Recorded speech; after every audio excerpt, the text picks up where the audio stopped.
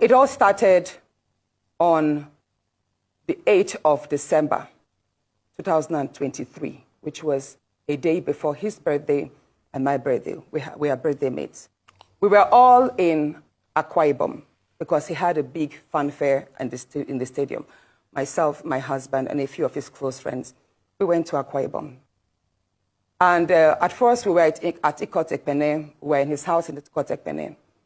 Then we all moved to his house in Uyo, which was about 8 p.m.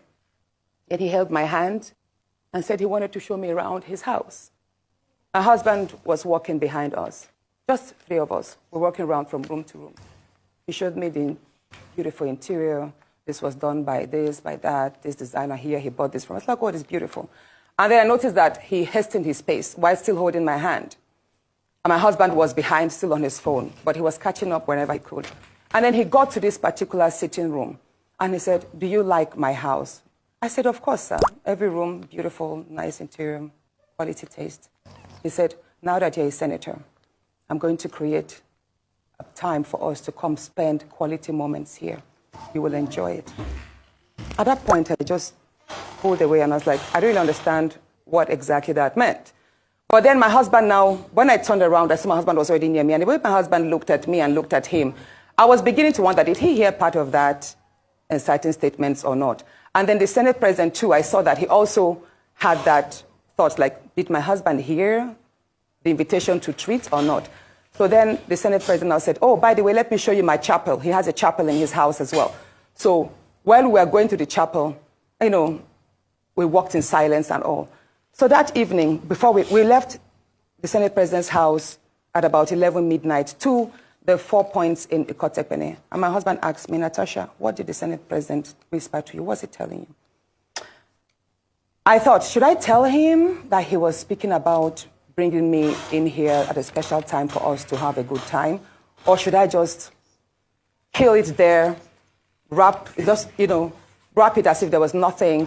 Because tomorrow was a big day. I know how much my husband adores the Senate President. He loves him as a brother. My husband would do anything to support him. So I told my husband, nothing. I can't remember what I created, but I just gave him some words to manage, to mask what was said. When we laid in bed, I lay to my right, and my husband wrapped his arms around me, and he said, "My love, you know you can't tell me anything. What did the Senate President tell you?" Again, I was like, "Don't you believe me?"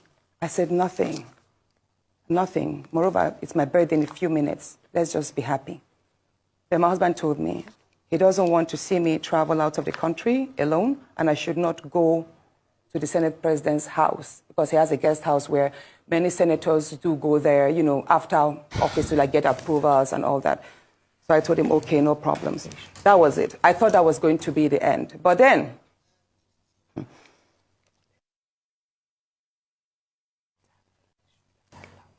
in February, I wanted to move a motion. I wanted to move a motion for the ills of a corrupt practice in Ajakuta Steel Company. I listed that motion 5 times. It was the 6th time that it was listed on the order paper that was approved. Many senators can testify to that. Each time the motion is listed, just before he takes it, he will say, "Oh, Senator Natasha, we can't take this motion because the board of the Senate does not accommodate it." Or he will speak on others and then let it drag so that just before the motion is taken, the time will be well spent. So he kept on doing that. I went to him in his office. And I said, "Senate President, you know how important this Ajakuta Steel Company to me is. You know how important it is to my people and to Nigerians.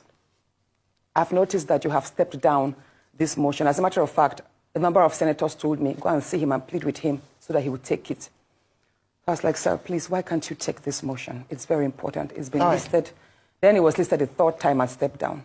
He then said, "Natasha, I'm the chief presiding officer of the Senate. You can enjoy a whole lot if you take care of me and make me happy." At that point, I said, "Sir, I'll pretend that I didn't hear this." He said, "Well, the ball is in your court."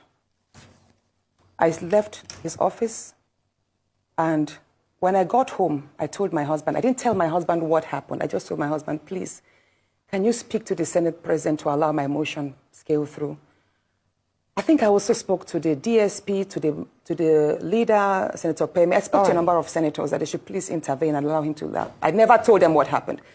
My husband had to take a trip to London. Then the Senate President traveled to London. My husband met with the Senate President in London and pleaded with him. Let my wife take this motion on Ajakuta. That is very important to her. Okay. All right, Senator Natasha. Said, okay, that he did not take it because he was protecting me. Hold on, please. He didn't take it because he was protecting me. Protecting me from what? Anyway, at the time my demotion was taken, it was the Deputy Senate President, His Excellency Barao, that actually sat. The Senate President stood up and walked out. So it was Senator Barao that actually took it. All right, Senator Natasha. And from there, many other incidents happened. Yes, Senator Let's Natasha. talk about the nightclub. Yes. Hold on, let's talk about the nightclub incident. Professor Kila is going to ask you a question. I'm so sorry to have to interject here. But I just want to mention that, and I'm glad you gave the caveat at the beginning of your statement, that this is your side of the story, and the Senate President has the right to defend himself or to counter what happened between you privately. So what I assume, or for what you're saying, is that what happened last week Thursday began from a private conversation, and then you have felt like you've been maligned as a result of you not agreeing to certain propositions, right? Yes. Okay, so what has happened? Yeah, you know the story of when a student keeps being failed. Yes. Please, let me say this, Ayo. You know the situation we see in universities whereby a student is continuously being failed just because she has not slept with the lecturer. That's what I've been facing, in simple terms. Thank you.